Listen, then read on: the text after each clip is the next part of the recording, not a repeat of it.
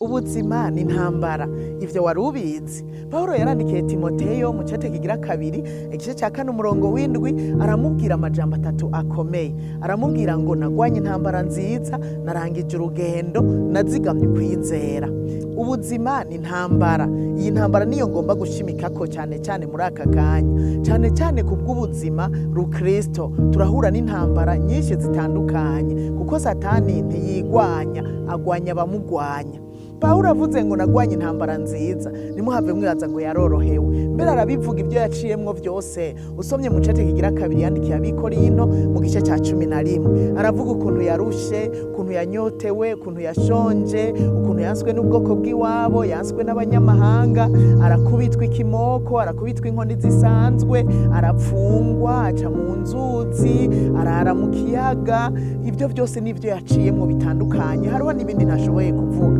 Pawulo yarageragejwe mu buryo bushoboka, ariko intambara yarayigwanye arashikana kw'iherezo. Mu yandi majambo ntiyigeze abivamwo ngo areke igikorwa c'umuhamagaro wiwe ngo nuko ariko arahura n'ibibazo. Mwene data unyumvirize, erega nawe uzohura n'intambara muri ico gikorwa wahamagariwe, ariko ntuhagarike, bandanya, niwihangane ubandanye, maka uzorangiza urugendo, uzuvuge nka Pawulo ngo nagwanye intambara nziza.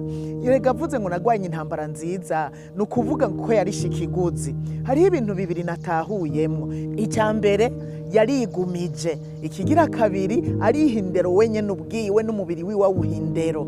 Urazi ko bigoye kwigumya ku kintu wari ufitiye uburenganzira, canke guheba ikintu wari ushaka mu ntumbero yo kugira ngo igikorwa wahamagariwe kigende neza. Ubwo nibwo buzima Pawulo yabayemwo. Nico gituma yageze ahantu avuga iri jambo rivuga ngo nagwanye intambara nziza. Abantu bavuga iryo jambo n'abantu babaye abahizi. Umuhizi kugira yitwa umuhizi aba yaraciye mu bigeragezo bitandukanye, ariko akanesha.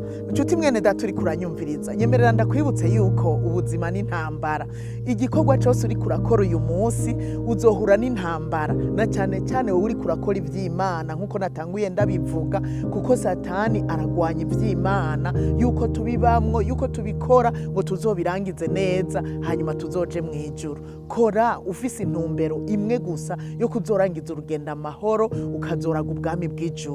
Niyo ntumbero Pawulo yari afise, nico gituma yibagira ibiri inyuma hanyuma agashishikarira ibiri imbere, kandi yarakovya makashitse ku mpera y'umuhamagaro wiwe, ariko kuja mw'ijuru. Nuko rero natwe dukovye, biguma canke vyoroha, dukovye maka tugiye mw'ijuru.